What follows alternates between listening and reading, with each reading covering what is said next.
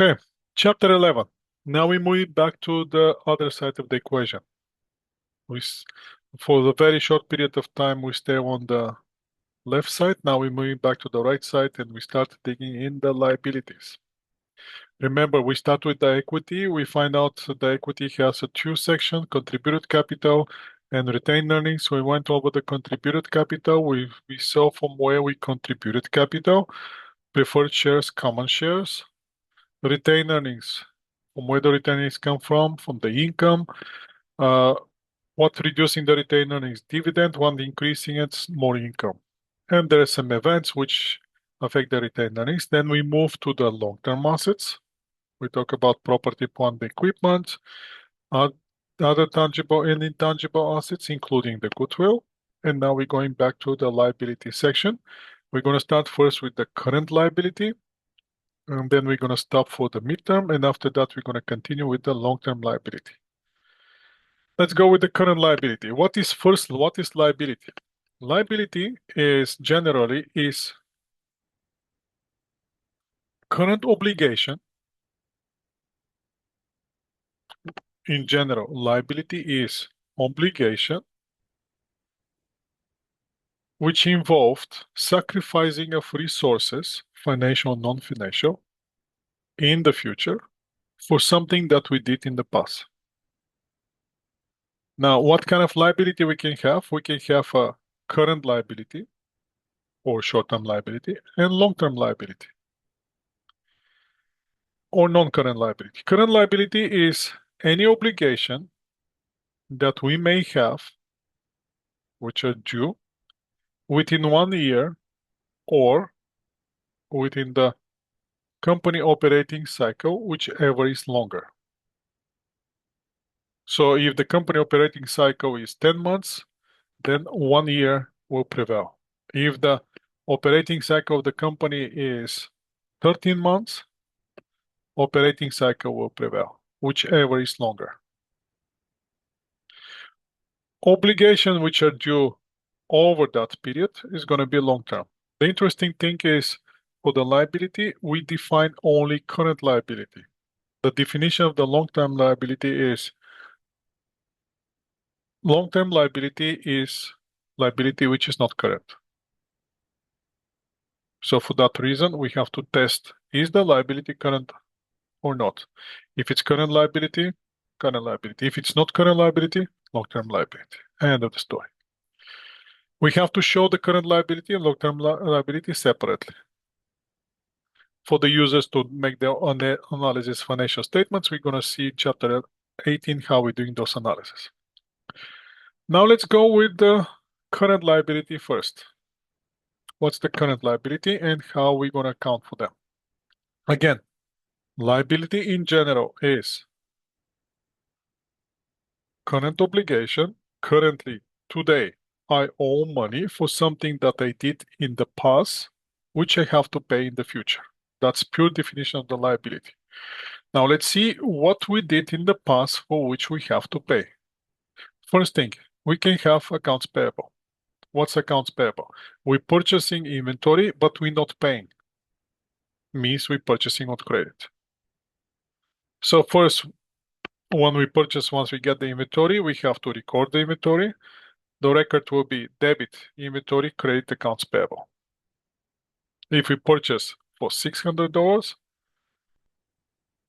which are due in 30 days, on November 1st, we're going to do the journal entry, debit inventory for $600, credit accounts payable for $600. When the time comes to pay on December 5th, once we pay, we're going to debit accounts payable. The accounts payable that we created on November 22nd, we're going to close it by debiting accounts payable, and we're going to reduce our cash. Why we have accounts payable? Because in the first place, we didn't put here cash. That's the only reason.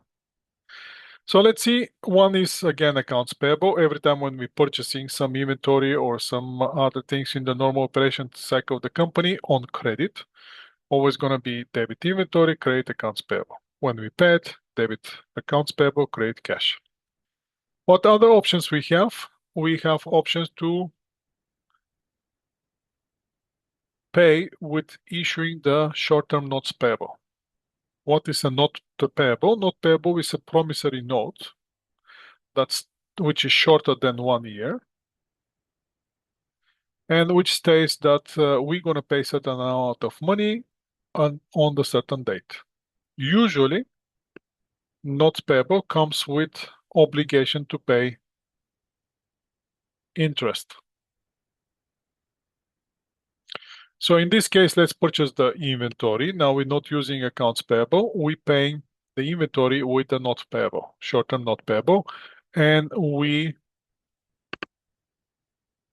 agree to pay 10% interest on the short-term payable. So first thing first, we're gonna debit our inventory for 16,000, and we're gonna credit not payable short term. We're paying this on October 31st. Our not payable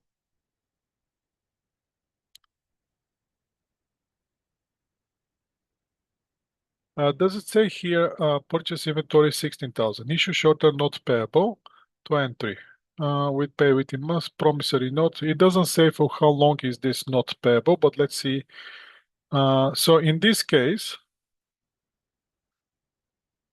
for 2 months, so basically on December 31st, oh, it's 1 year. This one is 1 year, short term, not payable in this case. So what you have to be careful here is we have two journal entries that we have to do as an accountant. One journal entry is when the event happened.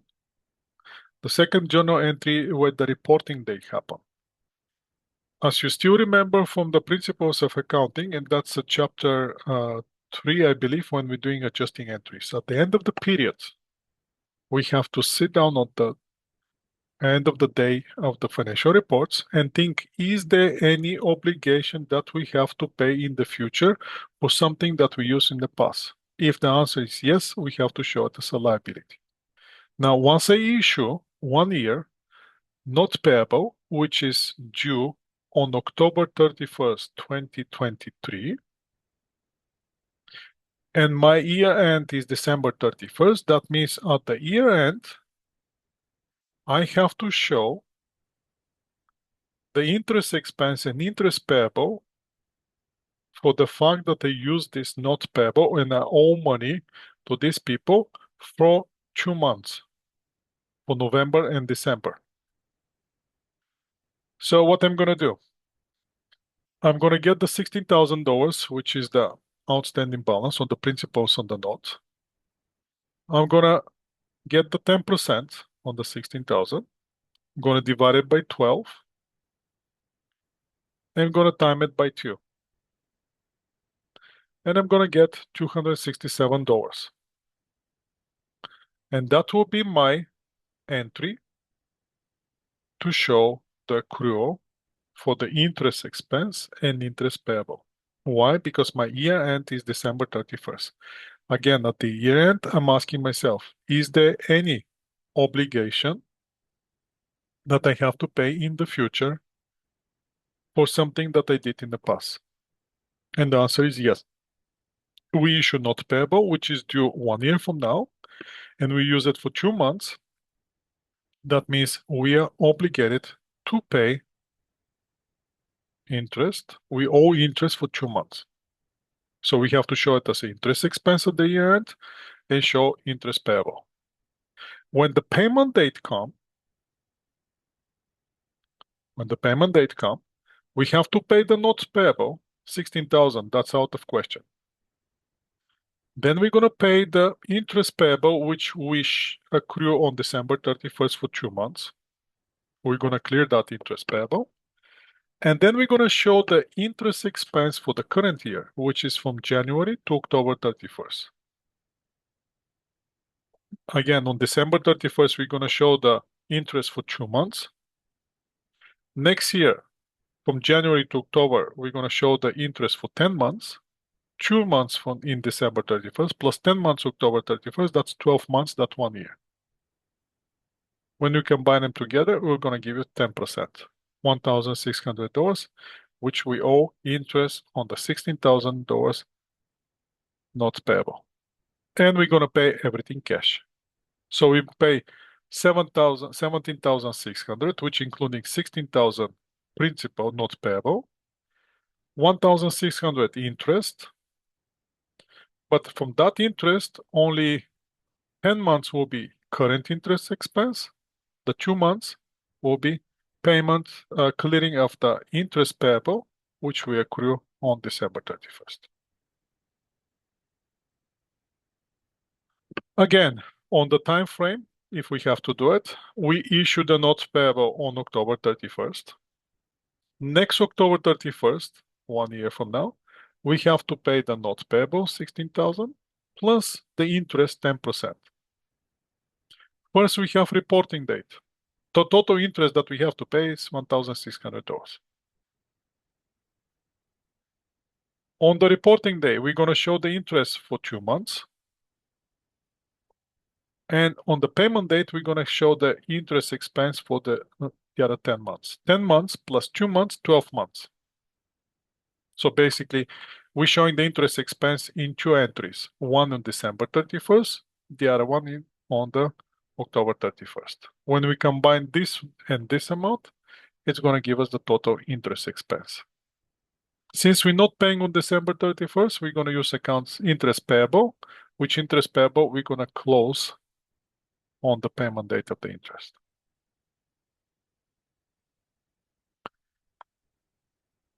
The other liability that we may see is the short-term bank loans. Again, anything which is due within the 1 year or current operating cycle of the company, whichever is longer, is considered short-term. Short-term will be, bank loan will be very similar to not payable. They're going to have a fixed period and they're going to have interest rate which can be negotiated. Line of credit is another form of the short-term. Now, sometimes line of credit can procrastinate and get over 1 year, still consider short-term liability. Those line of credits are arranged by financial institutions. They are drawn only when you need them, and you're paying interest only on the amount that you're taking. The good thing with the line of credit is you have the cash available if you want it, and you're paying interest only when you use it. If you're not using it, no interest. Now, the other liability, which is short-term, is related to the businesses that we have in Canada. In Canada, as you already know, we have to pay goods and service taxes, which is GST. In some provinces. In other provinces, we have to pay harmonized sales taxes and sales tax payable. What's the difference? First one, goods and service taxes. That's a federal tax, which is currently sitting at 5%. It's a mandatory for all the provinces, including Alberta. All the provinces and territories in Canada charging 5% goods and service taxes. Every time when you sell the goods and services, you're charging 5%. In certain instances, the company has to charge provincial sales tax. That's a provincial government. Each provincial government have authority and freedom to charge their own percentage. That provincial sales taxes, they vary from one province to another province. In Alberta, there's no provincial sales tax, for example. And then we have this harmonized sales tax, which harmonized sales tax is GST or goods and service tax plus provincial sales tax combined together.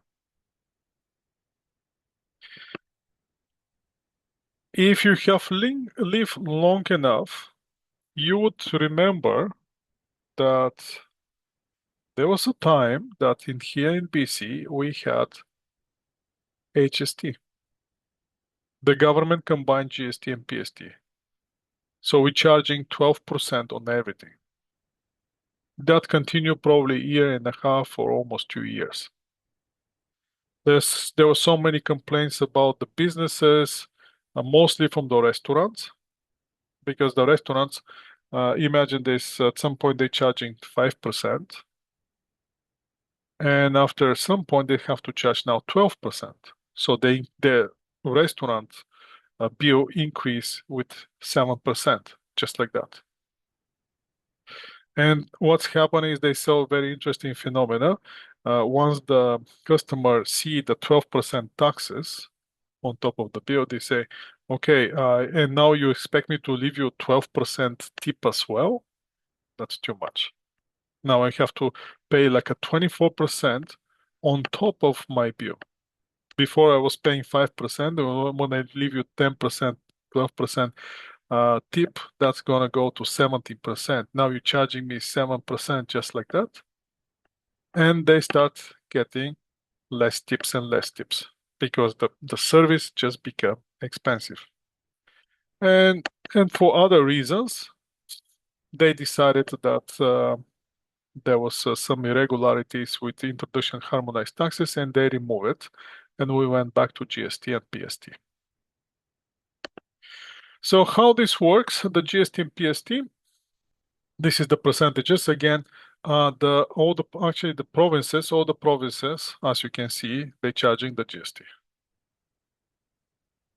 5%. Now, some provinces, they don't charging GST. Why? Because they have a harmonized sales tax. So they combine together the GST plus the provincial taxes. In New Brunswick, Newfoundland, Labrador, Nova Scotia, as you can see, and Prince Edward, they charge 15% on everything, which 15% represent 5% the GST and 10% provincial taxes. In Ontario, it's 13% because the provincial taxes in Ontario are 8%. In BC, Manitoba, provincial taxes are 7%, only on certain goods. Quebec, 9.975, in Saskatchewan, 6%. Yukon doesn't charge provincial sales taxes. Nunavut doesn't charge. Northern Territories doesn't charge, and Alberta doesn't charge provincial sales taxes, as you can see. So what's interesting with the GST? GST, the company, we're talking about the company, we're not talking about here individuals. On the company point of view, every time when the company generates sales, the company charging 5% GST to the client and collecting that 5% from the client, which automatically become payable to Canada Revenue. And that creates the current liability. On the other hand, every time when the business make a purchase, the seller who make the sale to the business also charge GST. Now that GST, the company pays to the seller, and when the company pays to the seller, they have to record it. But that GST become recoverable now. So the business can ask Canada Revenue to pay the GST back to the business. That's his current asset. So imagine this, I'm buying something for $100 and my vendor charged me 5% GST. So I have to pay $105 and I'm paying $105. But now, since I'm paying the GST to my vendor, I can recover that GST, $5 GST from the government. Now, once I buy the item, I don't want to use it. I'm business. I'm selling it right away. I'm selling it for $200. Once I sell it for $200, I'm charging my client 5% GST. That means $10. So now the client pays me the $210. which is 200 is for the item, $10 is for the GST. So what's happened now? I have to pay the government $10, but the governments have to pay me back $5 for the purchase. So the government says, instead of you paying me $10 and asking me to pay you $5, from the GST payable, which is $10, deduct the GST recoverable that I have to pay $5 and pay me the difference. Now, the thing is, as long as the business is profitable, as long as business is profitable means buying for 100, selling for 200, business always have to pay GST. Why? Because they're going to have to pay GST on the $100, but they're going to charge GST on the $200. And as long as the business is profitable, most likely the business have to pay GST. GST payable will be more than the GST recoverable. So let's see the example here. Assume that the business operates in province without PST. Let's forget about PST is not subject. PST, forget about the PST. We're purchasing sound system for $2,400. The vendor charges 5% GST, which is $120. We're paying also advertising $100, and the vendor charges $5 GST. And then we sell through the sound system and the advertising. We're making a concert, which in the concert we make generating revenue of $4,000, for which we're charging GST as well. What will be the journal entry? First, to buy the equipment, we're going to pay, the equipment's going to cost us $2,400. GST on the equipment will be 120, and we have to pay cash for the equipment and GST, $2,520. Then we have to make the advertisement, for which we're paying $100, plus $5 GST. So in total, paying $105. So far, we have to recover $125. But we're making sell. Our sales revenue is $400. We have to charge our clients 5% GST, which we're charging $200, and the client pay us. So our business, we can clearly see that our business make $4,000 revenue and $100 expenses. Equipment, I'm not going to count it because that's a long-term assets. But on the GST side, I collect from the customers $200 and I pay to the vendors $225. So I'm going to see how much is the difference, 200 minus 225. $75 is my difference in favor for Canada revenue. So what I'm going to do, I'm going to close my GST payable for $200. I'm going to close my GST recoverable of $125. And I'm going to pay the difference cash, $75.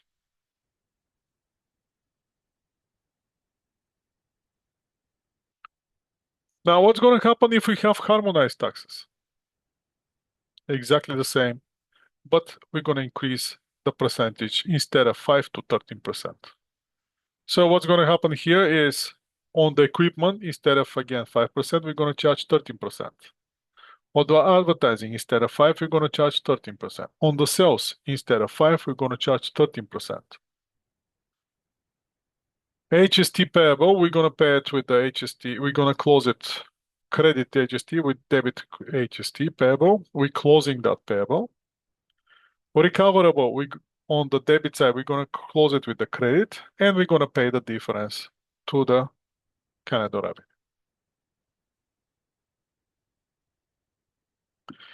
Now for the provincial taxes. As you can see, the GST, once the company pay the GST, the company get the GST back from the government. When the company charge GST, the company has to pay the GST to the government. So basically, the company doesn't pay the GST. It's not the final consumer. So who paid the GST? If the final consumer, the one who using the goods but not selling it. What's happened with the provincial sales taxes? The provincial sales taxes, those are charged to the final consumer of the product. And typically, that's sometimes end up with the company. Now we're going to still have a PST charge and PST paid. PST charge will be recorded as a sales tax payable, and PST paid will be not recoverable now. With the businesses, that's a tricky one, because the business cannot recover the PST. If you end up with being an accountant with the company with the PST, be very careful with the PST, because again, you have to pay the PST for the provincial government, which is British Columbia, but don't claim the PST. Dot PST that you're paying for the vendors, that's direct, it become expense for the company. Or you just add it to the cost of the business. It's not recoverable. That's the tricky part with the PST. Now, what's going to happen if we have a long-term debt which expands over number of years?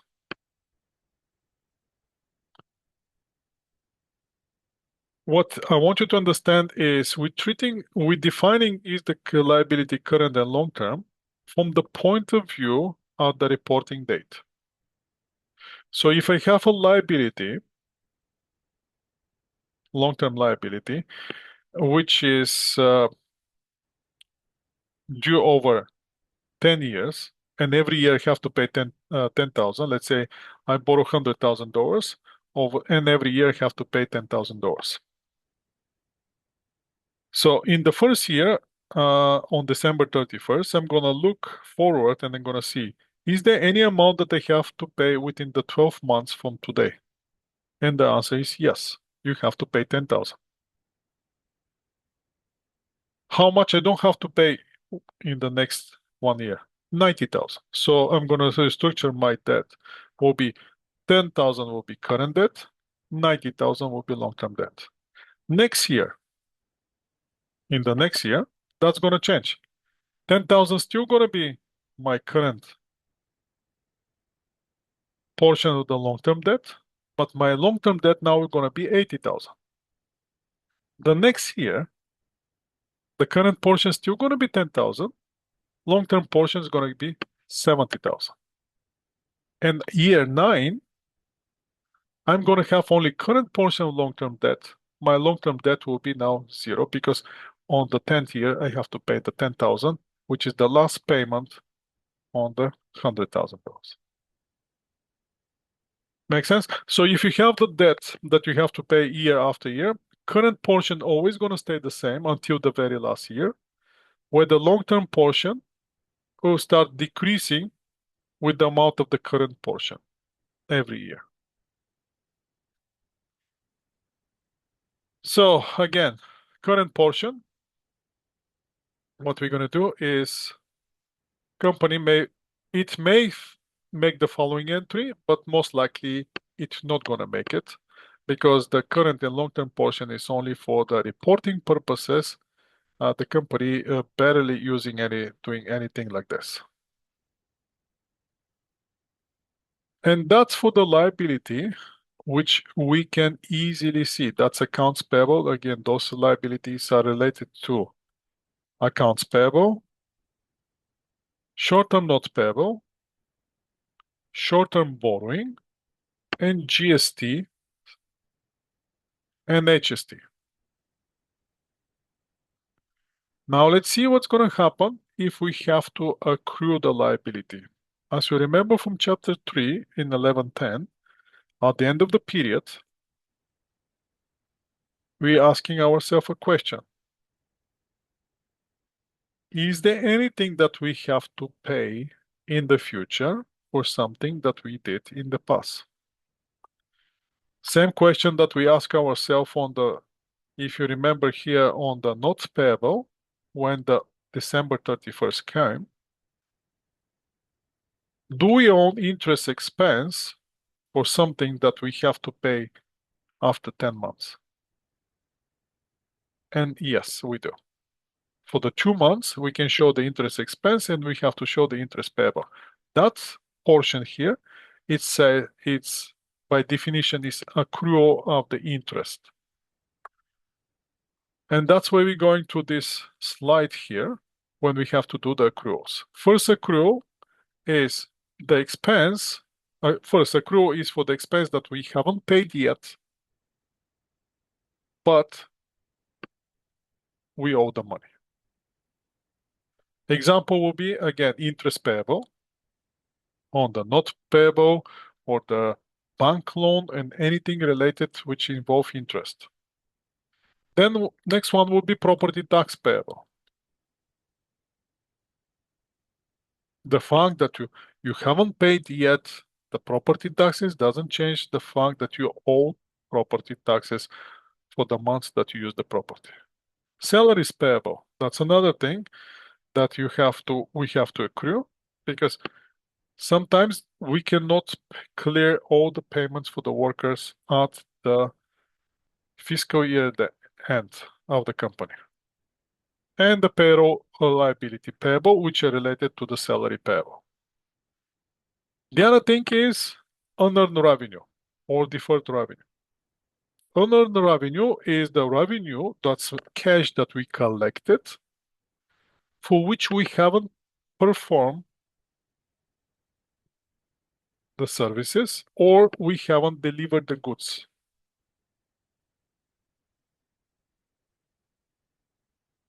Some of the example, it might be insurance that we collected from the insurance payable. The other one will be the gift cards, concert tickets, airline tickets. We get the money, but the client hasn't get on the airplane yet. Or if you're doing some online shopping, especially on vacation, usually hotels ask you, you can book the hotel, you have to pay now, but the money are 100% refundable 24 hours before the date on the reservation. So anytime before the date of the reservation, you can cancel that service. For that reason, that the money that you pay for the company, for the hotel, that will be unearned revenue, or in other words, liability. So let's see how we're going to deal with the unearned revenue. Imagine somebody pay us subscription fee for a year, for 1 year. So we collect the cash, $20, and we record it as an unearned subscription revenue.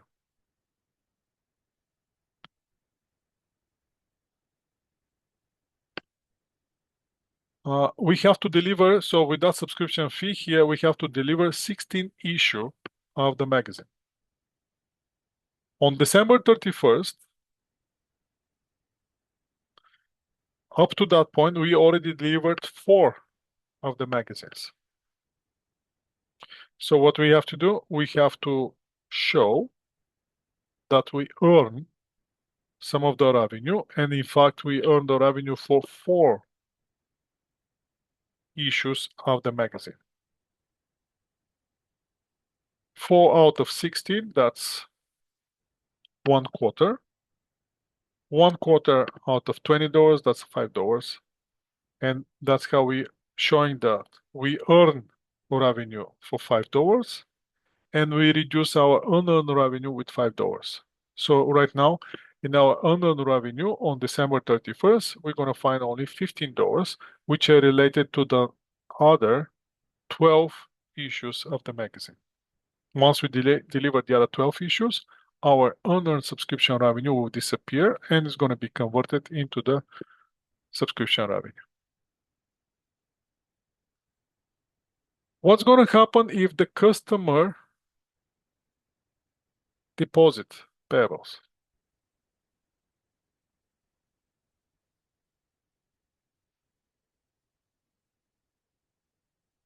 So that deposits, it's going to go with the customer deposit payable.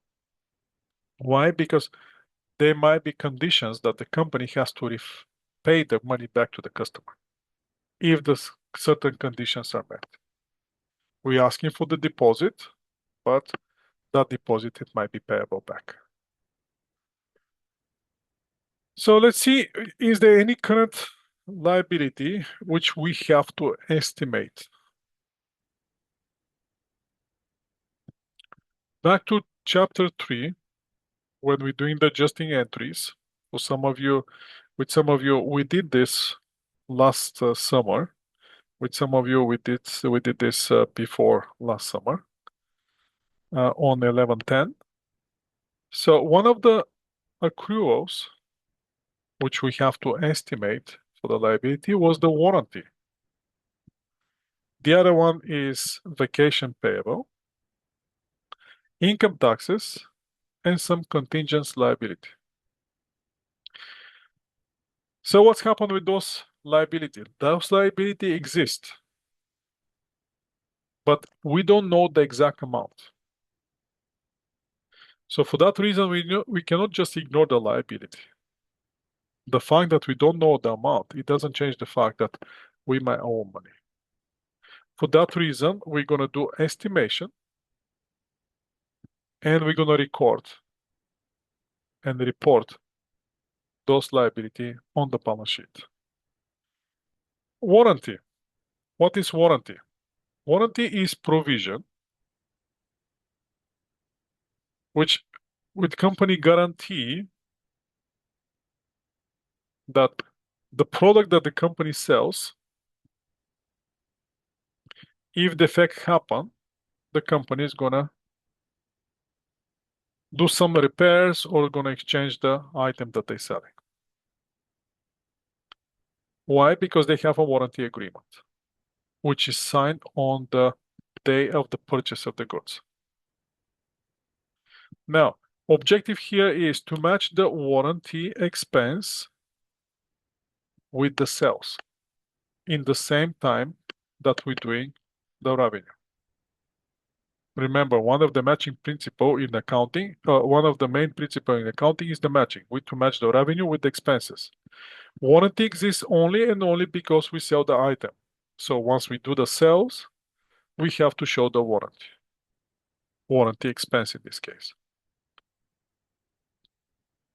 Now, again, warranty happens because item is sold, not because the warranty is claimed.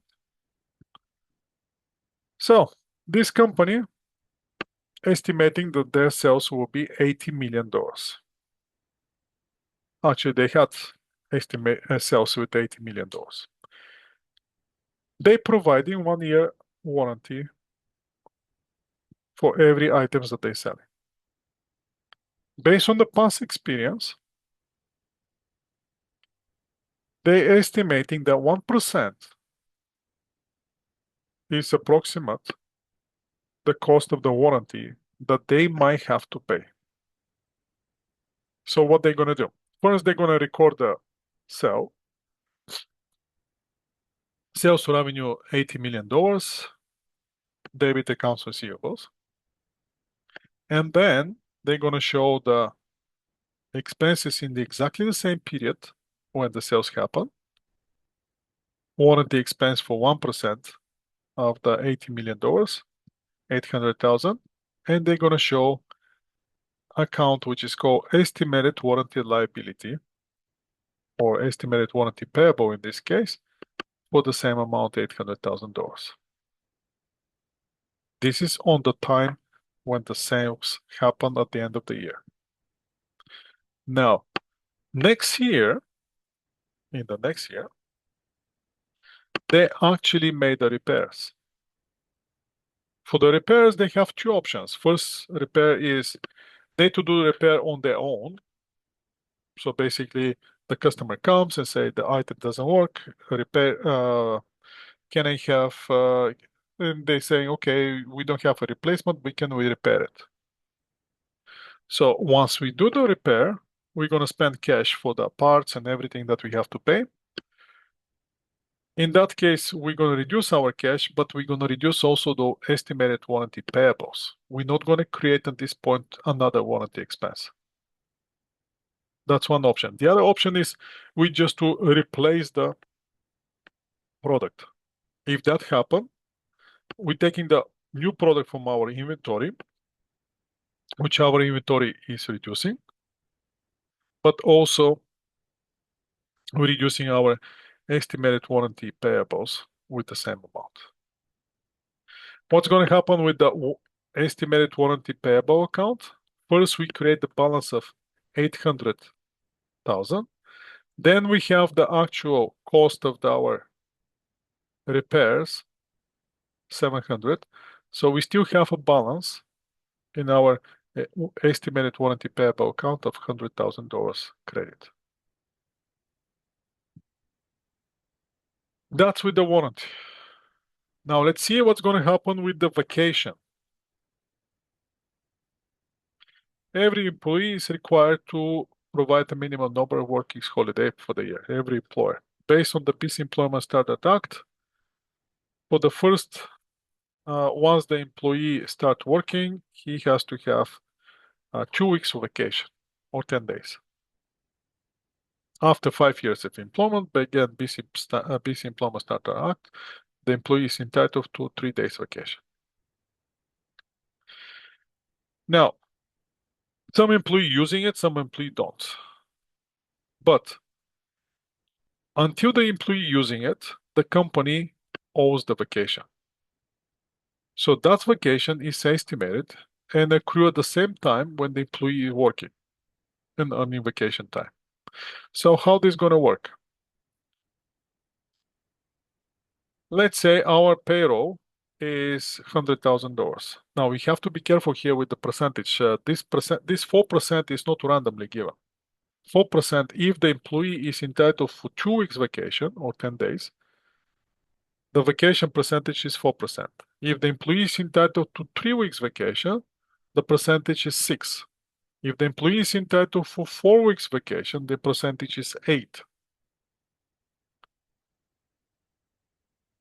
So for those of you who are gonna go with accounting, you're gonna know these percentages.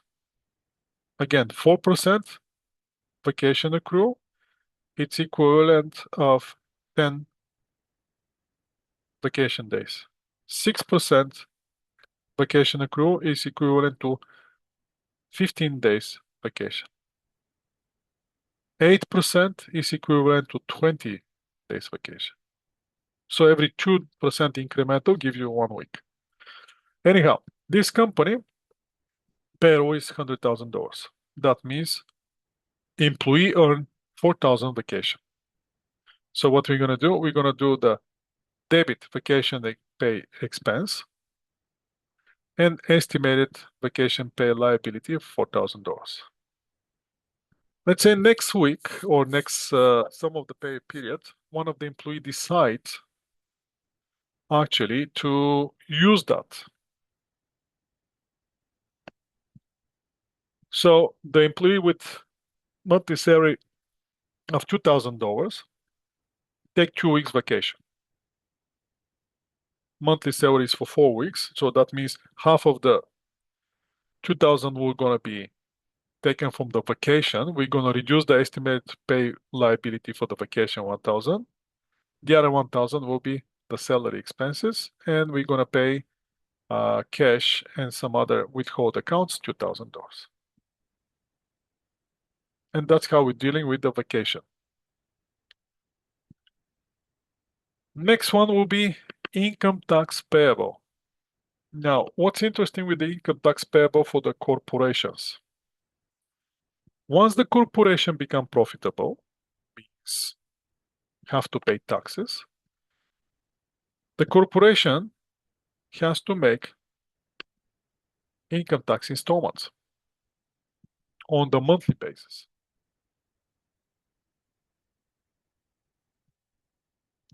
So let's pretend this company making those monthly tax installments every month. So what they're doing is every month they're paying $100,000 income tax expense and they're paying it cash.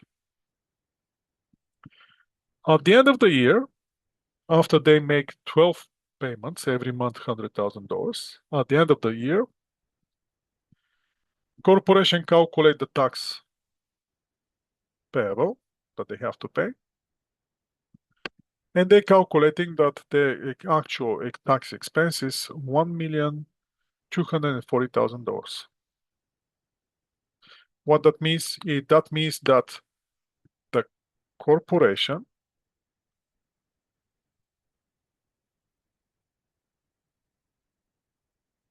owe 1,240,000, but they already made 12 installments for $100,000, which makes $1,200,000.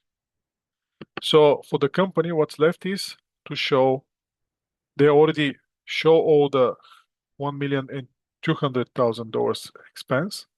So now they have to show the expense for the last 40,000. And that's what they're doing with this entry on December 31st. They're showing income tax expense of $40,000 and income tax payable of $40,000. So for the accruals with the estimation, we have warranty,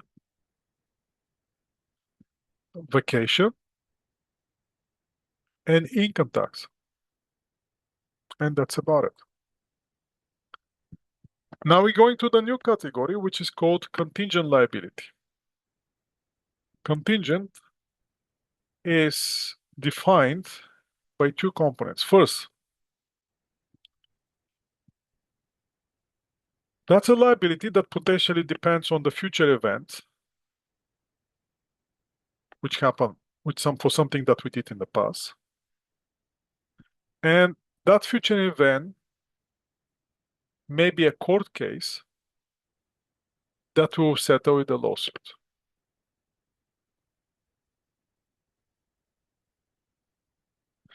So for the contingent losses, so that contingent liability, it's again future event that's happening with something in the past, which has to be established in the court. For the contingent losses, if we're losing money on the lawsuit or something that's going to happen in the future, we have to show it right away in financial statements. Either we have to accrue it as a journal entry, either we have to disclose it on the notes for financial statement. However, if that contingency lawsuit is in our favor, we're doing nothing until we get the cash. Once we get the cash or benefits, then we're recording it. So again, as accountants, we are conservative. What that means, if there's any loss, we're going to show it. But if there's a potential gain, we're not going to show it until it's realized or until we get actually the cash. Remember this. Liability, we are accruing it and or disclosing a financial statement. Contingent gain, no, until it's actually realized. So the rule is for the contingencies, is it likely? If it's likely and amount can be reasonably estimated, then we're going to accrue the expense. If it's likely, but the amount cannot be reasonably estimated, then we're going to make a disclosure. If it's unlikely, but it's significant, then we have to do the disclosure. But if it's unlikely and the loss is very, very, very insignificant, nothing, we don't have to do anything. If we cannot determine is it likely or not likely, then we have to just disclose it. There might be some event which might happen and which might trigger the liability, but at this point, we are uncertain. We cannot determine the level of uncertainty. What's the ethical issue here? Ethical issue is, since the business wants to be successful, usually the managers can be tempted to some of the expenses and liability to forget about it. On the other hand, if the business wants to show less income, they can accrue and they can increase the expenses by showing too many accruals. On the contingent liability, you have to be careful because the investors are very sensitive. I mean, here we're talking about private corporations, which the investors are pretty much private people, and there's no secondary market here. But you're going to see in the International Financial Reporting Standards, if there's a contingency, you have to be very, very, very careful following the procedures on the International Financial Reporting Standards. So what's next is the payroll. Payroll is something that all the employees who work get it. So now you can have a salary or can have a wage. You may get commission and you can be paid by piecework, or you can get a bonus, or you can get the benefits, different things.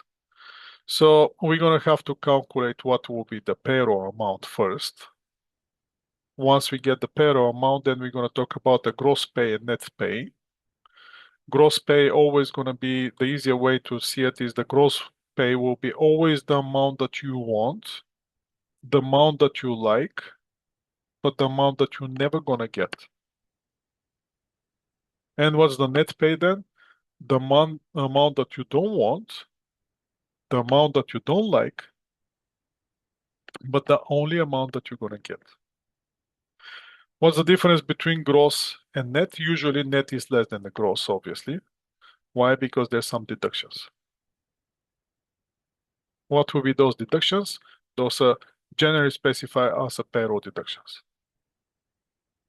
And next time we're going to see what's the payroll deductions and what's the employee payroll cost. And then we're going to start doing some calculation of the payroll. And we're going to talk about the payroll system, payroll register, how we're doing the calculation of all the taxes, how much the employee has to get. We're going to talk about the payroll check, what's on the payroll check, what has to be the requisites. Every time when you get paid, you get a pay slip on what's on the pay slip. That's called payroll check. And we're going to see what's the payroll entry, but I'm going to leave those one for the next time. And the next time we're going to see how we're going to report the current liability. And that's about it. So the payroll, we're going to leave it for the next time. And then we're going to talk about more about payroll and payroll amounts. So today I'm going to stop up to this point.